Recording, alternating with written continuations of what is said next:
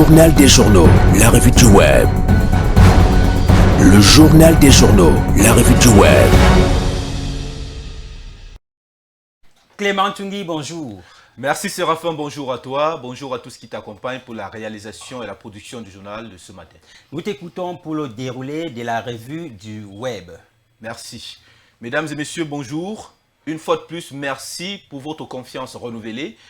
Nous commençons la revue du web de ce matin avec le site Cameroun Web qui fait état d'un massacre des civils Mbororo à Ntumbo par des sécessionnistes au nord-ouest et au sud-ouest. Ce massacre serait en représailles la mort d'une dizaine de combattants séparatistes ambazoniens.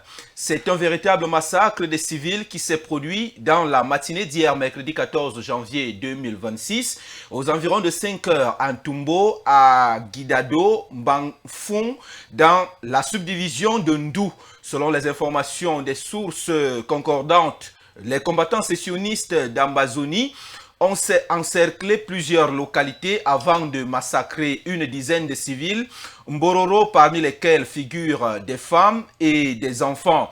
Ils ont aussi incendié des maisons et des véhicules appartenant aux victimes. Le site 237online.com parle d'un drame à Prométal 3. 2 employés ont été tués par une explosion. L'horreur s'est invitée au cœur d'une usine en pleine production. Mardi 13 janvier 2026, aux environs de 19 h, 2 employés ont perdu la vie à la suite d'une violente explosion survenue sur un four en activité à choquer les travailleurs présents. Selon les témoignages recueillis, l'explosion serait survenue au niveau du conduit d'évacuation de fumée d'un four industriel. La pression dégagée a été fatale à 2 travailleurs, tous 2 affectés à la zone. D'autres employés ont été grièvement blessés, certains avec des fractures ouvertes, nécessitant une prise en charge urgente. L'usine était en pleine production au moment des faits, dans un environnement décrit comme hautement à risque. Nous poursuivons, mesdames et messieurs, avec le site du journal du Cameroun qui parle des lancements des concours d'entrée dans les écoles normales supérieures et l'INSET par le gouvernement camerounais. Le ministre d'État, ministre de l'Enseignement supérieur, a signé des arrêtés portant ouverture des concours d'entrée dans ces grandes écoles au titre de l'année 2025-2026. Le ministre d'État Jacques Famdongo a procédé le 13 janvier 2026 à la signature de 32 arrêtés portant ouverture des concours d'entrée dans les 4 écoles normales supérieures d'enseignement technique, abrégé N7, et les 5 écoles normales supérieures, abrégées ENS du Cameroun. Les modalités d'inscription et de participation à ces concours sont contenues dans les arrêtés mis en disposition du public via les canaux numériques du ministère de l'Enseignement supérieur et au niveau des différentes écoles normales concernées. Le site Panorama Papers expose un contentieux industriel.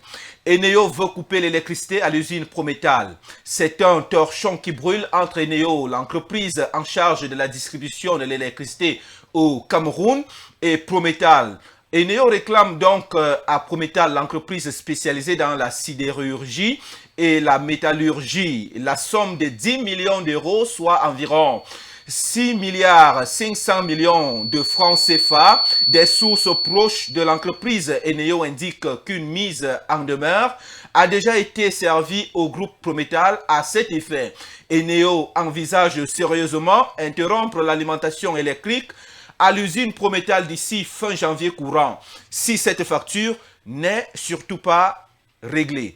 Nous clôturons la revue du web de ce matin, mesdames et messieurs, avec le site Camer Pombi qui parle de la marine camerounaise qui a saisi 232 500 litres de carburant de contrebande en mer. L'année 2026 commence par un coup de filet retentissant dans le golfe de Guinée les 11 et 12 janvier au large de Limbé. La marine nationale camerounaise a mené 2 opérations rapides et ciblées contre la contrebande marine. Résultat, 2 navires arraisonnés et près de 156 000 litres de carburant illicite saisie portant le total mensuel à un record de 232 500 litres. 18 membres d'équipage de diverses nationalités ont été interpellés lors de ces interventions démontrant le caractère transnational de ce fléau. Les embarcations et leurs précieuses cargaisons ont été convoyées vers la base navale de Limbe pour les suites judiciaires. Vous restez avec Séraphin, mesdames et messieurs, pour la suite du journal. N'oubliez pas que notre engagement et notre détermination, c'est vous. C'est Dieu qui couronne le tout. Nous nous donnons rendez-vous demain, plaise au Seigneur.